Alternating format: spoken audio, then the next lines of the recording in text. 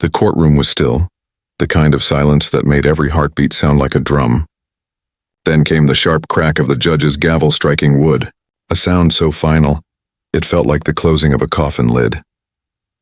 At the defense table sat an elderly woman, frail and quiet, clutching an old handbag like it was the last piece of her world. Her name was Martha Elwood, a widow who had already lost everything, except her pride, and now even that was being taken from her, one cruel word at a time. "Mrs. Elwood," the judge had said earlier, leaning back with a smirk, "you're asking this court for mercy. Maybe you should have thought of that before you stopped paying your debts." A few chuckles rippled through the room. The man in the robe didn't even try to hide his disdain. To him, Martha wasn't a person, just another case number, another poor soul who couldn't keep up. But for Martha, this wasn't about money. It was about home, the little house her late husband had built with his own hands. The last place where his voice still seemed to echo through the walls. Her lawyer barely looked up. The opposing attorney, sharp as a blade and twice as cold, tore her apart with paperwork and words that dripped with arrogance. Every sentence made her shrink deeper into that chair. The truth was simple but cruel.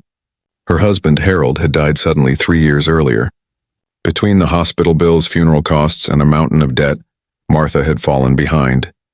The local bank, now owned by some giant corporation, wanted her land more than her forgiveness. She had begged, written letters, asked for time, but no one cared, at least. That's what she believed. Because 3 days before this very hearing, fate had quietly crossed her path. While returning from the grocery store, Martha had dropped her purse outside a roadside diner. She hadn't noticed, but someone else had. A man sitting beside a Harley, tall, broad leather vest shining under the sun, jogged after her and returned it. He looked tough, tattoos running down his arms, but his eyes were kind. "Ma'am, you dropped this," he said softly. His name was Ronan. When he asked if she was okay, Martha forced a smile, but he could see the sadness behind it. So she told him her story. She didn't ask for help. She just needed someone to listen. But Ronan did more than listen. He placed a hand on her shoulder and said quietly, "You're not alone anymore." She thought it was just something kind people say. Until today. Back in the courtroom, the judge was ready to seal her fate. "Mrs. Elwood," he said, "this court hereby rules in favor of—" The doors suddenly creaked open, everyone turned. The echo of boots against marble filled the room. 3 men walked in, leather vests, heavy boots, quiet power in every step. Ronan led them, silver beard catching the light. The bailiff tensed, unsure what to do, but Ronan raised a calm hand. "We're not here for trouble," he said. He walked right up to Martha's table, set down an envelope, and looked the judge dead in the eye. "That's a certified check," he said firmly. "Covers every penny she owes. The debt, the interest, the fees.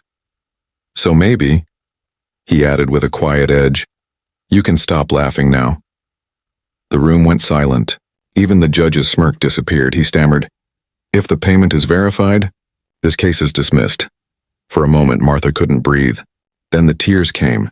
Quiet, grateful, unstoppable. The courtroom that had felt like a prison just minutes ago now echoed with soft applause.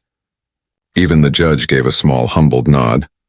Ronan helped her to her feet and whispered, "Told you, ma'am. You're not alone anymore." Martha just held his hand and whispered through her tears, "Thank you." As the bikers turned to leave, sunlight streamed through the tall windows, warm and golden like hope itself. And when those heavy doors closed behind them, the sound didn't echo with fear. It echoed with grace. That evening, Martha sat on her porch watching the sunset color her world again. The distant rumble of engines faded down the road, but the promise they carried stayed. She smiled and whispered a small prayer, not for herself, but for the men who reminded her that sometimes angels ride motorcycles. If this story touched your heart, don't forget to like, share, and subscribe to PureHubKindness, because somewhere out there, one act of kindness is still enough to change a life.